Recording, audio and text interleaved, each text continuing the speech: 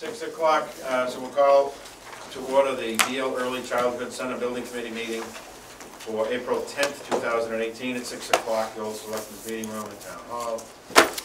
We have the meeting minutes from the Sustainability meeting of February 26th, 2018, and the March 27th, 2018 minutes. Do we have any comments on either?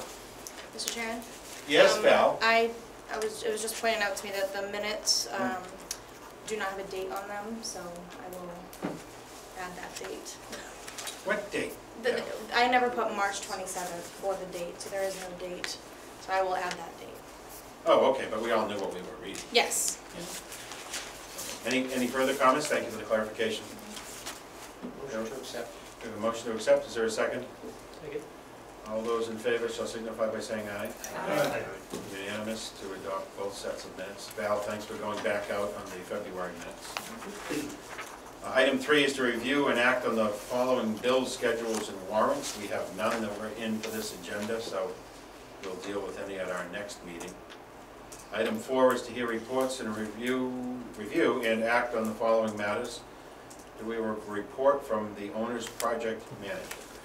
Okay, we have the budget spreadsheet here, and we have reviewed some in-process invoices that will be presented for payment at the next building committee meeting. So that's the only change since you last saw this budget report. But we're tracking as planned with the budget, and we remain on target. The architect will report some on the status of the design, but also with the status of MSBA review. The MSBA has provided some comments on the preliminary design programs that was submitted back in February, and the comments were rather rudimentary and nothing of grave concern to the project. So the project reflects a good design, and the project is on target. We have also the forthcoming submittal of the preferred schematic report, PSR, that we'll talk about, the architect will talk about next, and the estimate that corresponds to that, and there'll be a busy meeting on the 24th. Any questions about the process and what MSBA does, or anything I've spoken about here? Questions from the committee? Okay. So everything's in good order. Thank you. Okay, thank you. Item 4B, report from the architect. Okay. I have a very important announcement for the committee. Last week, Sean Brennan passed his architectural registration exam. Hey, fantastic. Thank you. You got a stamp and everything. He will be getting one. Thank you. Thank you. And it's a huge deal. Huge It's been achievement. something that Sean's been Thank you. working on for a long time. Well deserved, I think you would say, agree. Yeah. And Sean becomes the 9th registered architect we have in our office. So we're very proud of you, Sean. Thank you. Glad to have him on the team. I wanted you all to know that. Great, congratulations. Great. Getting into more of the other Beal-related project aspect of things. As Paul said, we did receive our preliminary design program response from MSBA. There are a few things in there that we will be responding to. One in particular may be of interest to the committee. They really wanted to see a timeline for the acquisition of Glavin and a sense of where it's at now and how it will get there. Could you send me that question? Absolutely, yes. And they came up a couple of times. So they're very interested in acquisition and level of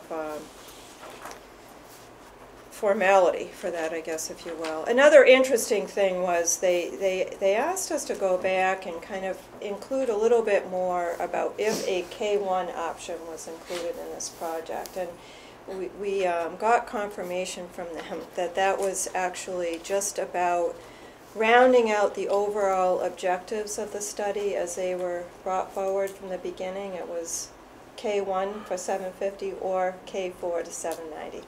No objections to it. If anybody reads them, It's more of a formality, was our understanding of that, in terms of allowing them to say, we did look at this comprehensively. In some districts, that might be an issue. In this one, it is not. They were everything lined up. They understood the logic. They understood why we pursued the enrollment configuration early in the project to get us where we are, but they wanted us to fill that out more. Some of the items are due in 2 weeks, others will go with the PSR.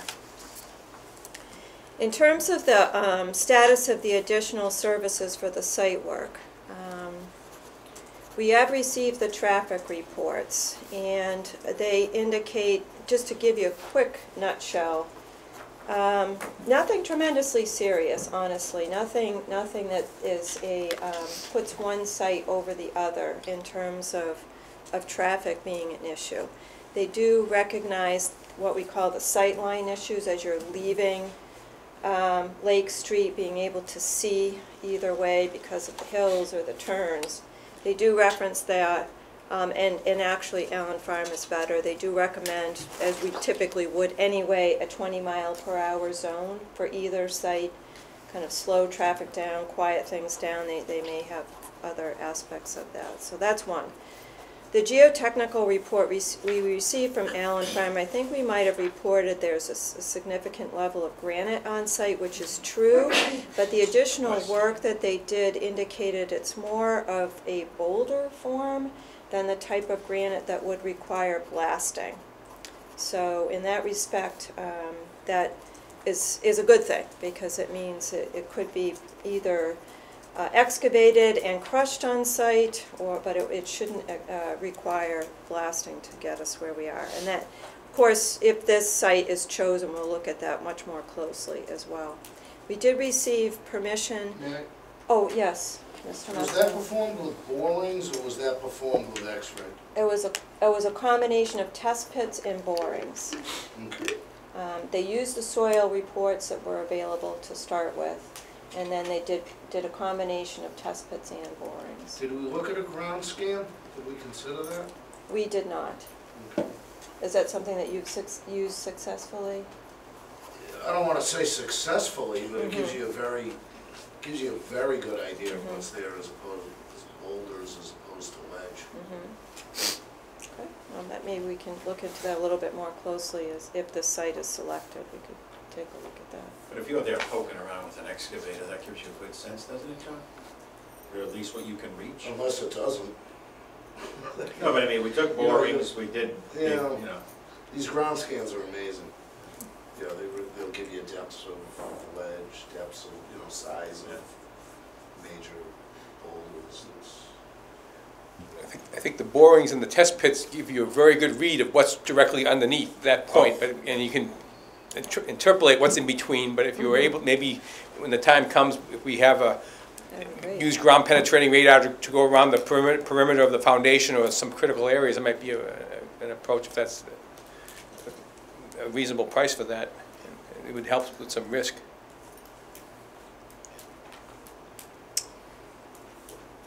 We finally got permission from DCAM to go on the Glavin site to take samples relative to the arsenic and lead. That happened last week, and we expect to get those results this week. We'll forward them as soon as we get them. If you recall, at Allen Farm, there were no arsenic or lead issues in the testing that was done. We do recognize that stormwater drainage scope for Allen Farm will be a greater expense. It's expected to be, in terms of being able to manage it with the significant wetlands and the sensitive environment in that area. And we know that through the options that are being developed, there will probably be more regrading required at Glavin. These are just further discussions, further investigations that have come through on the site. So there's nothing significant at this point that points in the direction of one or the other in that regard. The vernal pool analysis will take place probably this weekend or Monday or Tuesday. The weather conditions are great. They will be looking specifically for evidence of egg masses for the wood frog or spotted salamanders, and if there are any, they listen for particular choruses of the sounds, and they will record them if they have them, so we'll have a more definitive picture. And the environmentalist I spoke with said he wouldn't be surprised if even that early in the week he will be able to see one way or the other. It's very defined. We had, if you remember, a window of April 10th to April 20th, and that's still open, but he will be coming out soon, so see what we find on that. Are there any questions on the additional site services? Just curious about the testing at Glavin with respect to the lead and arsenic. If you could just talk a little bit more about any kind of regulatory thresholds, and if there are those in place for an elementary school site with the mitigation or remediation to resolve that. That's an excellent question. There is naturally occurring arsenic through Worcester and right through Shrewsbury. It happens commonly. There are different levels at which you have to address them. Sometimes it's there, but it's just considered at a level that is safe for the children. We just have to be concerned about where we relocate it. Then there are other levels, and forgive me, I don't remember the actual numbers, at which you have to put a barrier in the ground. You typically excavate the soil, put a barrier in the ground, and then replace the soil so that students are not subject to it, particularly in play areas. So it can be a very important element, and that's particularly around play areas, about actual play areas where they're physically, it might not be the whole site, there would be specific areas where we would have to do that. So it is a huge budget number that we need to understand, so that data will be important to us. It's fair to say it's not a showstopper issue, it's just how you handle it. That's correct, that is correct. It's definitely something, we just finished an elementary school in Worcester where we did have to address that, and we did just what I said. We had to install a barrier, and it was not a huge budget buster. One of the things that we try to do is develop what we call a balanced site, if that's the case, so that there's not a lot of soil that has to go off-site, so it's integrated. That will reduce your expenses with it. We actually did that at Sherwood. We changed the height of the ball field to try to help us with that, to try to keep more soil on site there. Thank you. May I ask you a question on the vernal pool? If he finds something, obviously it's a vernal pool. If he doesn't find something, is it not a vernal pool, or is there yet another layer of analysis until they find a vernal pool? Well, that's a very good question.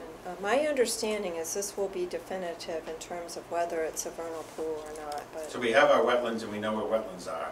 The bigger question is, are there three that we were looking? 3, correct, Okay. yeah. And we are working in the worst case scenario as we analyze the options for that site, as though these are vernal pools. So if they're not, it might open up more opportunities for development for us. Okay. Are there any other questions on that? As Paul said, we are on target for our May 9th submittal of the preferred solution report.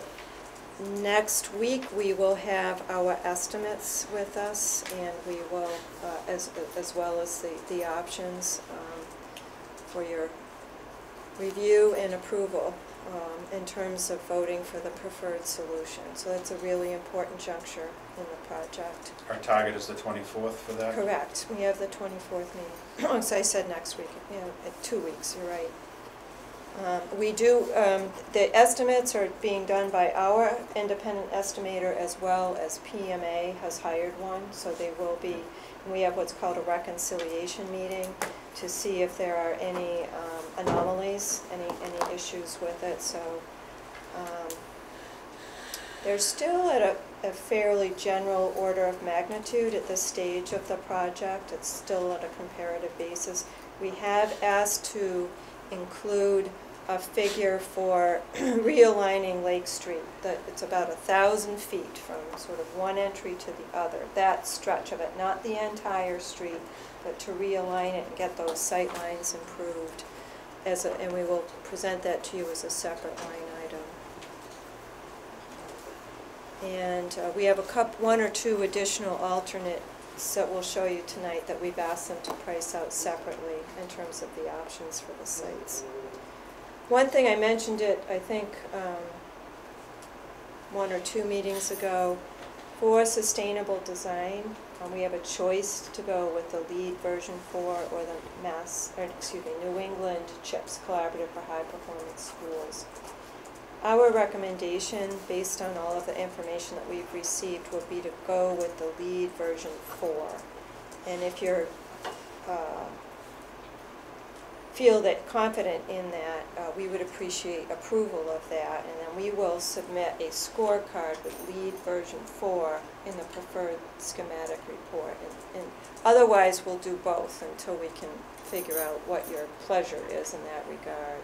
I just need a piece of paper that walks through Shows that again, the CHIPS versus the LEED and why we would you would go like with to LEED. see, okay. Because I'm still scarred from the early days of LEED, where you paid a consultant a ton of money to just No. complete a binder of Well, paperwork. that's a great point. The filing fees, used to be really extraordinarily different between the two. And that was the reason, one of the reasons for Sherwood, that we went with Sherwood.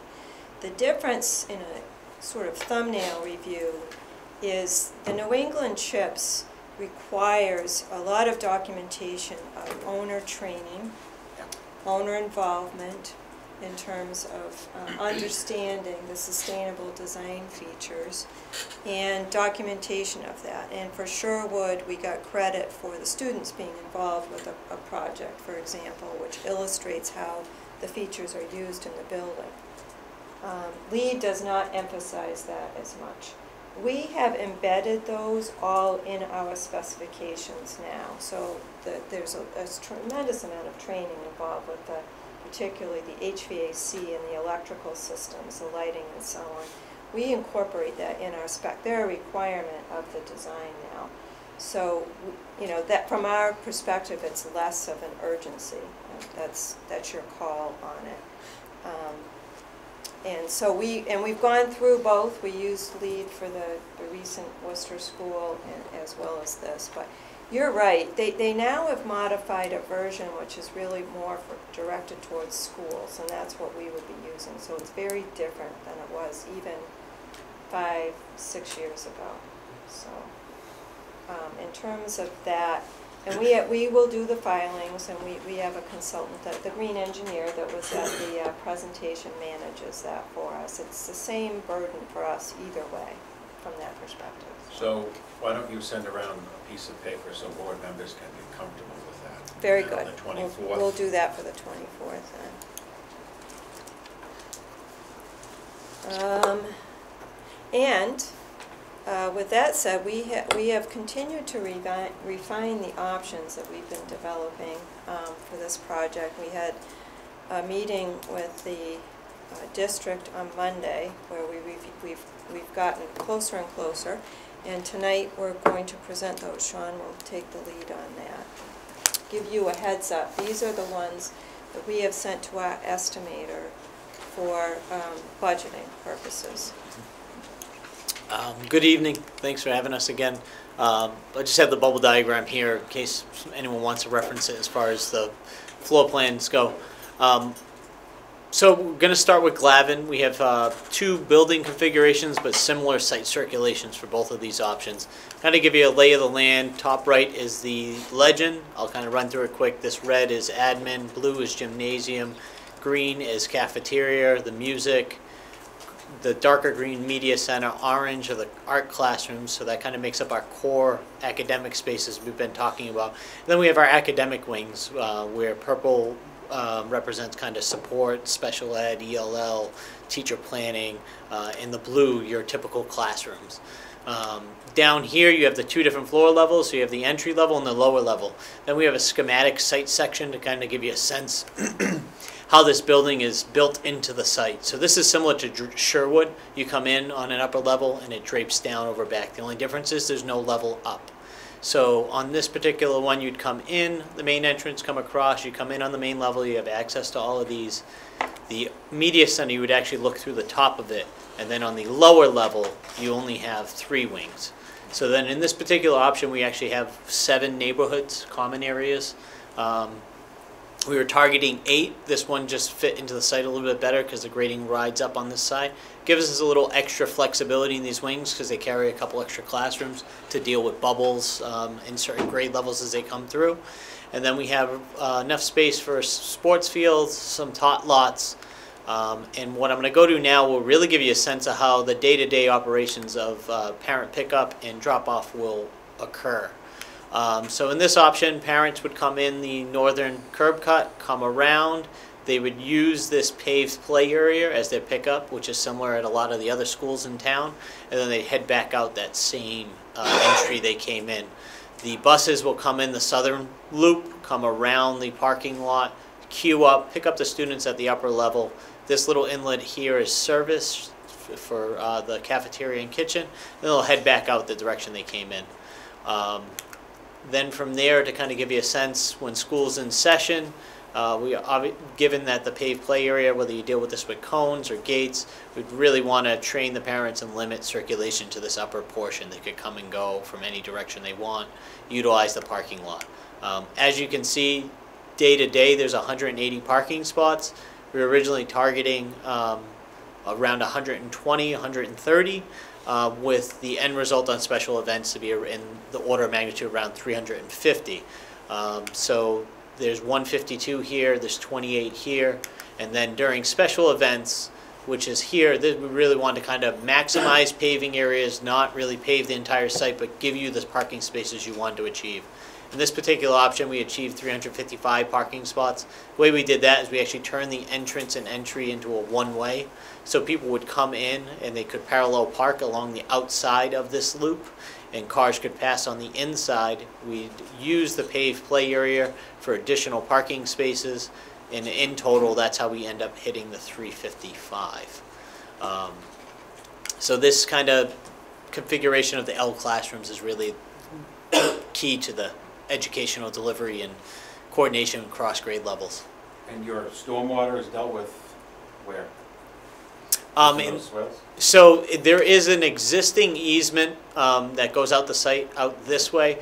As far as this is a previously developed site, so as far as stormwater, we will really have to look at the flows based off of how much we're covering up now, but we're not faced with the problems we have with Allen where it's an undeveloped site. So the code kind of reads you can't add to the runoff. So if you have to deal with slower retention and discharge. So ultimately, if we had to deal with it, it would either be under the parking lot if we needed, some retention basins that would slowly outlet. But we're going to maintain the same outlet off of the site. As we get further into the design and schematic, we'll really identify where bioswales or any retention ponds or anything that need to be. At this point, it's just really looking at site circulation and the amount of pavement we need to achieve the site program. Does that answer your question, Mr. Kane? Sure. I'm going to go on to the next one if anyone has any other questions here. Is that the new Lake Street and Dashed? Yes. So, preliminarily just kind of looking at it, we had met with Kristen Loss, Jeff Howland, and some other members of the engineering department, and it seemed as though consensus was that if this realignment were to occur, it would be best to go into the properties across this way rather than trying. The curse kind of on this curve is a lot to try to. You really probably have to take some of this private property to come in the other way, whereas you already own or will own potentially all the land that is on the left-hand side of the road as you're coming up Lake Street. Would that be eligible for Chapter 90 money? I don't know sitting here right now. Not sure. You only get so much of it anyway, so 900 grand, yeah. that would Shoot through it. everything else. Interesting question. Because the state won't pay for that as part of school funding, I would assume. That's correct. Correct. I have a question, John. What's on Yeah. the lower level besides the classrooms and the green box? Is the media center continued on 2 levels? Or? So the media center, when you walk in the upper level, you would just look through the top of it, so it'd be actually a 2-story space. So the media center is actually the connector on the lower level. So if you look at the floor plan here, the corridor goes behind the media center, and that's the media center with the art rooms flanking on either side. So I just kind of showed them for clarity here rather than I'm just showing white, but you would actually see through the top. Almost like Sherwood, when you come into that lobby, there's no classroom, but when you look over that lower lobby, imagine the lower lobby being the media center. That's kind of our thought. This is really early preliminary kind of thoughts. It's really the form and the site that are driving this right now. We'll continue to massage it throughout schematic design and more input we get from the educational team. I'm going to go to the second option here at Glavin Center. Similar lay of the land. This option is the K-wing option. Really a clean divide between common and public spaces and then the academic wings. Site section wise, you come in on the main level. The cafeteria, admin, and music classrooms are on this upper level. The gymnasium's actually on the lower level, so you would look down into the top of the gymnasium here. There'd be a monumental stair that would bring you to the lower level or bring you back up to this level. So these are all 2-story wings. So there's the change in slope here. Here, the field, there's actually grading where there could be an opportunity for spectators to actually sit on the grade or build in some type of seating looking down onto the field. The tot lots, paved play area. So as you can imagine, as I walk through the site circulation, it is very similar. It's just slightly different in form. Parents come in the top, loop around, use the paved play area, exit the same way. Buses come in the southern curb cut, loop around. Same thing in school session. You really want to keep them out from going around the backside of the school. And then one-way traffic, similar thing during special events. Any questions on this one? Is this approximately the same square footage as the last one? It feels Yes. compact. Yes, it is. It It's is. the same square footage? Yep. Yep. Any questions? The biggest thing with the other one, why it doesn't necessarily feel the same, is one of the wings in the other one was just a single story Yeah. because it tucked into the grade. We're really maximizing our footprint here. It's 2 stories kind of throughout. Then from there, so that one, there was just slightly less. We still hit the same 180 for day-to-day. It was 352 overall. But getting here into Allen Farm, we really pushed hard on the different options here, and we had been looking at a similar terraced option, but when we really started looking at the site grading, it really landed on working with this top plateau area and allowing the grade really to just fall the way it does. We're going to do some manipulation, but not really nearly as much as it would be if we try to do a terrace school plan like we did previously. So this is just a 2-story building. So the entry level, you come in, there's the cafeteria, admin, music, gymnasium, and then you go up a level, and on the upper level, the media center and art, sorry, wrong plan, media center art are here, and you would actually be able to look down into the gymnasium and cafeteria on the upper level. So there'd be really no access to any spaces along this portion of the corridor, but there'd be great visual connections to those large common spaces. Which creates a really good connection between the 2L academic wings on either side. As far as the field and this particular option to really achieve all the parking that we're looking for, this was really the only option we could find to get the field. This is a little bit smaller. It's pretty much the same size if you're hitting wall to wall on all sides as the previous option. So as you can imagine, in essence, there is a little bit of a deficit there. There is room for tot lots. And to give you a sense as how circulation goes, so we're going to kind of just come up a few feet here, and then we're level pretty much all the way across. Everything in what I'm showing here is pretty much a level plateau. Sean, as I look at that entrance, am I thinking of that 1-story town-owned building that's off of South Street, or am I more toward the barn? You're more towards the barn. Okay. Yep. So when you come in, you're coming in the, not where there's a real steep drop-off. Well, that is the barn. I'm thinking of the building that's set back Yeah, that's further. what I'm asking. Yeah, that's That where parking the, lot and then the 1-story building. yeah, that's where we would be coming in, is where that upper parking lot is that's not down about 10 feet from the road. You come in pretty much level, you come up a few feet. Buses would come in. They would utilize the paved play area as their turnaround. Once again, trying to really maximize, paved areas and dual use, so we're not paving the whole site. This is a tight site to begin with. So buses would come in that way. Parents would come in the western curb cut, come all the way around, pick up, and then they'd head back in the same direction. We have service to the cafeteria off of here. And this hits 177. We could have done less, but to hit the 350, once again, that's where we're doing a similar, this is school in session. Parents can the only area we really want to keep them out of is the paved play area. Give you a sense, the grade change is this parking lot's level with the building. This parking lot's down lower on this road. So, and there's about a change in grade of about 10, 12 feet, just so you know. So that's where it actually changes, is this paved play area. You start to go downhill here, and then you meet up with the road. Or when you go this way, you start going uphill here, and then you meet up here. Why wouldn't you stack the cafeteria and gym? Cut down the overall floor area, building area. The footprint. Mm-hmm. That's something we could do. As you know, that was done for Sherwood. And it does save on area. There are compromises with that. When you have a big cafeteria, the cafeteria here is to be the assembly space to get the right height, to make that right, and not have a lot of columns in it is obviously quite challenging. The other thing is the extended learning program.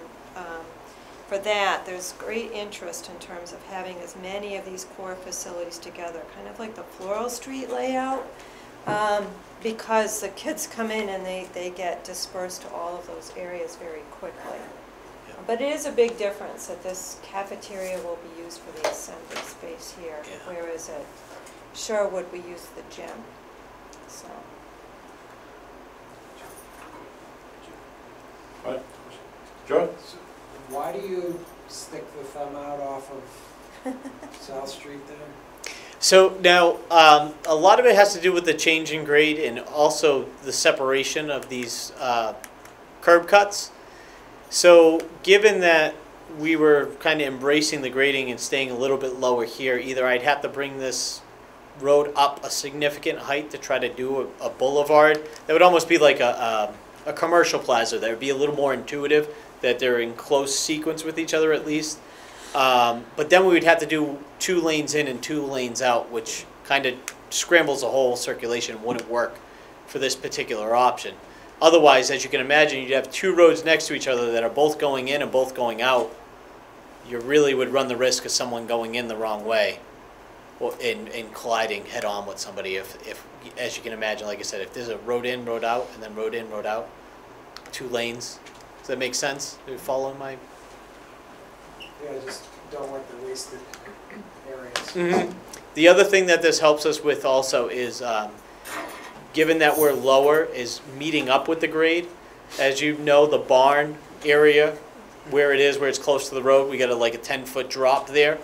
So once again, the amount of fill and other things, trying to make that transition up. When we dog out, it really kind of gives us that extra length.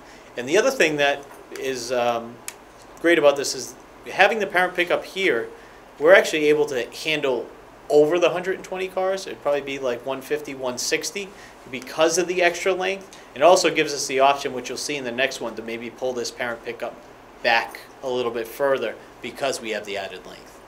So that is kind of a plus in that sense, to get more people off South Street, and you really need it here because we're so close to both signals.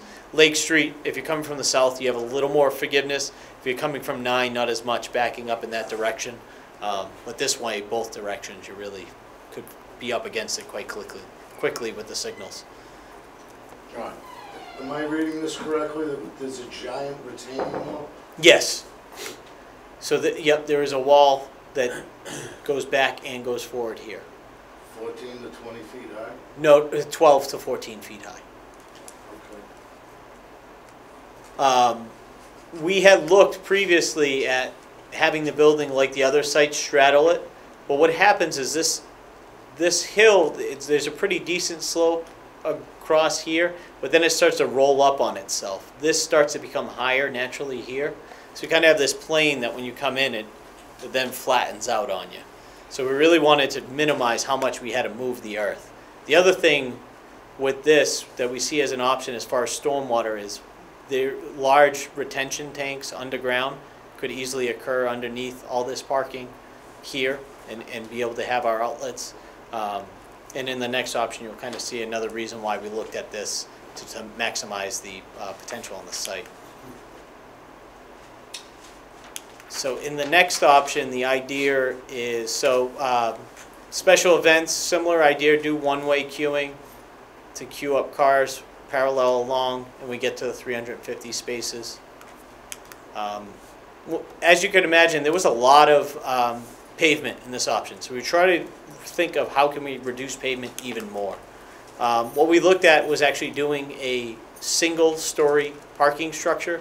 As you can imagine, in the site section here, the building's on a plateau, so as you come across, the road would be here, then the parking structure, the back wall of the parking structure would come down and go over.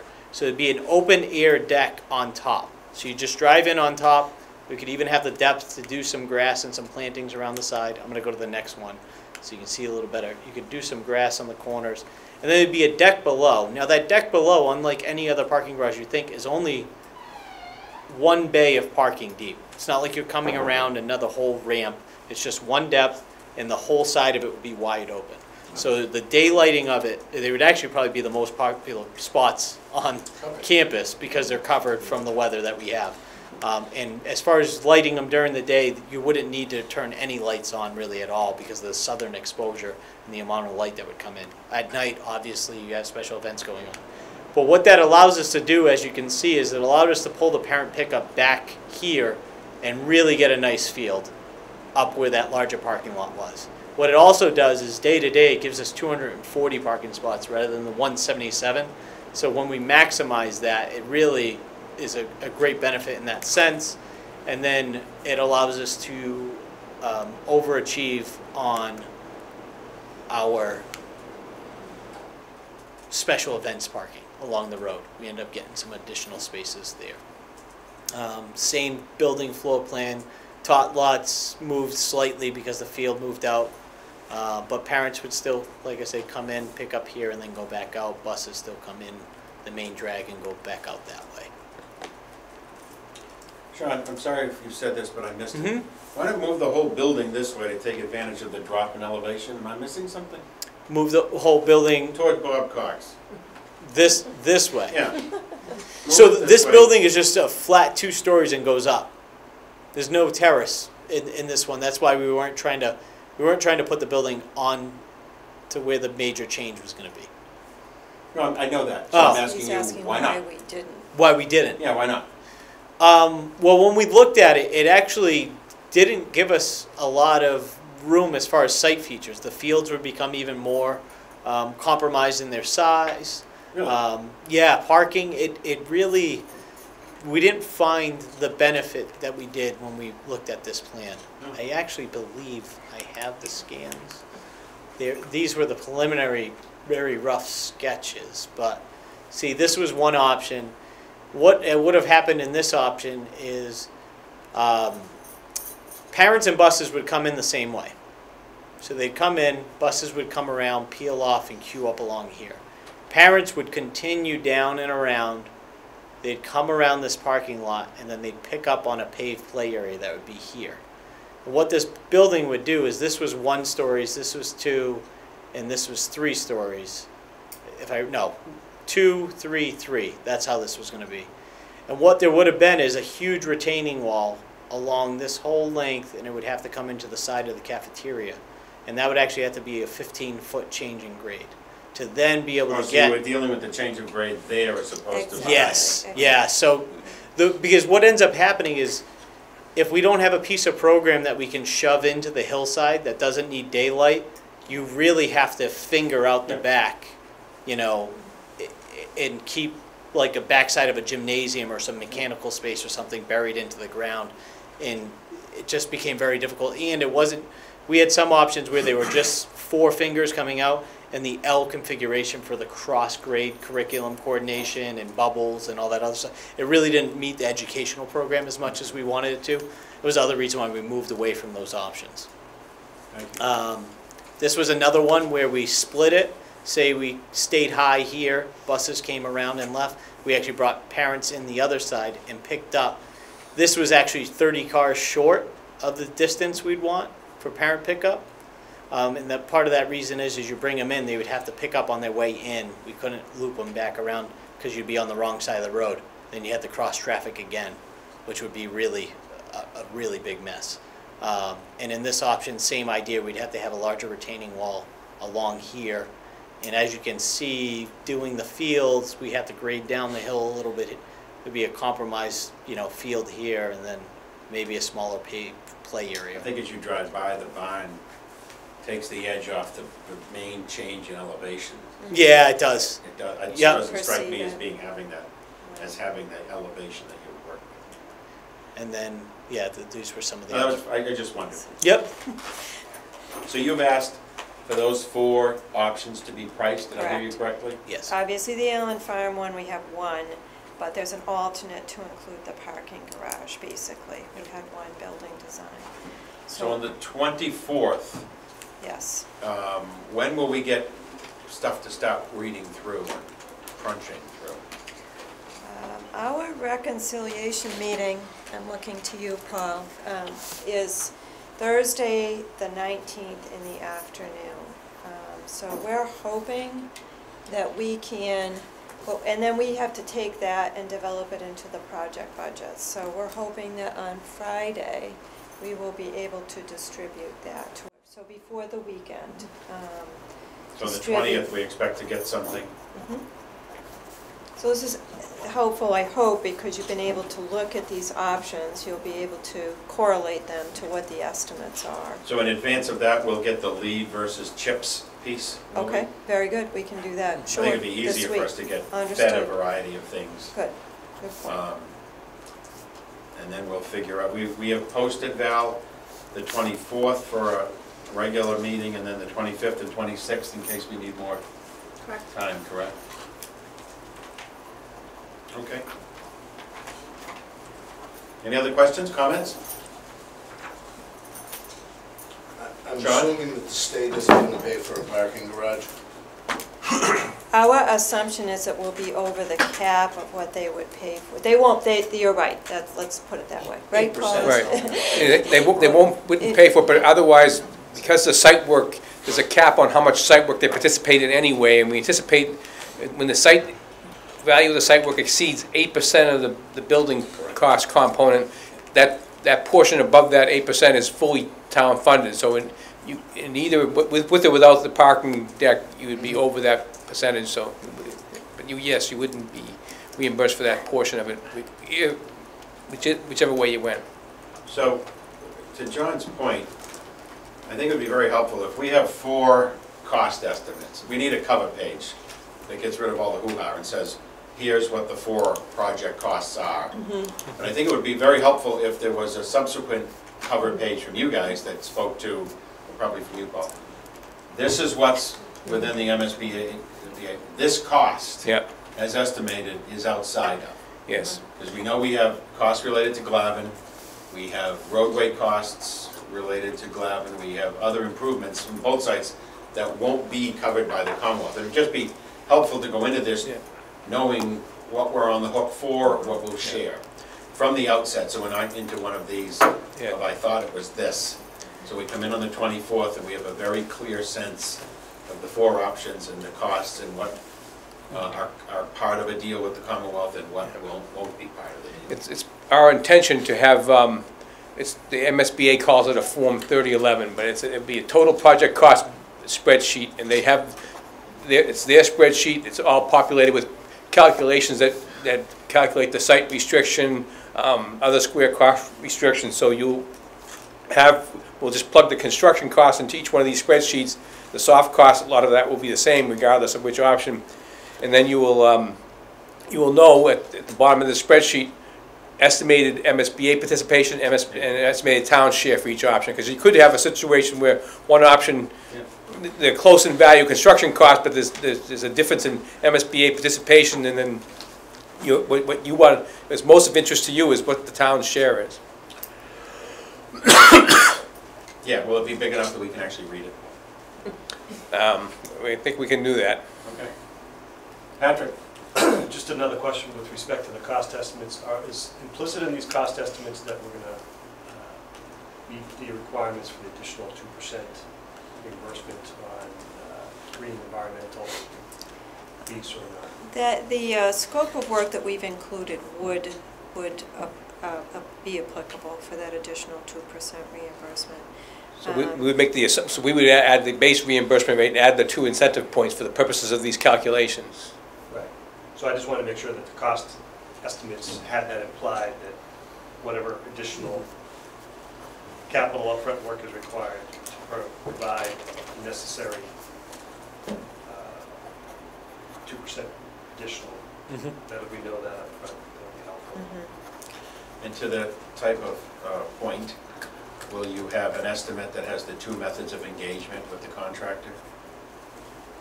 Because that's not insignificant, is it? Right, the estimators are doing both Chapter 149 and 149A for each of the options, is that correct? So we'll get 8. So. We will be sure that they do. We're going to get 8, right? Yes. 4 projects, 3 methods. Okay. Any other questions? Jim, just quickly. I'm sorry, Joe. That's good. I just want to thank Katie and Sean. They've provided an array of a variety of options that could possibly be meeting the educational program. They've been very attentive to the feedback that Chris, Amy Clouder, Frank Balsito, Special Education, Patrick, myself, and we've been very pleased with the evolution of how this is happening, and it's good to see some viable pieces, with the understanding that there's still a lot of design to go. This is still a preliminary type piece, but to see these taking shape is gratifying, and again, the responsiveness is very much appreciated. Great, that's why we hired you guys. Track record. Any other comments, questions? Okay, so there's no real reason for a meeting next week, even if there's nothing to scurry about around. Any information that we get in the interim, we will feed to you. For example, regarding the vernal pools or anything that comes for the arsenic. Any other questions, comments? Okay, so we will adjourn this evening and come back at 6 o'clock on the 24th of April. And though we can easily, obviously, if there's work to be done, we can go past 7. But I'll be shocked if I'm ready to vote on Tuesday. I just want to be, there's an awful lot to digest here. And so, if you're all ready to go, good.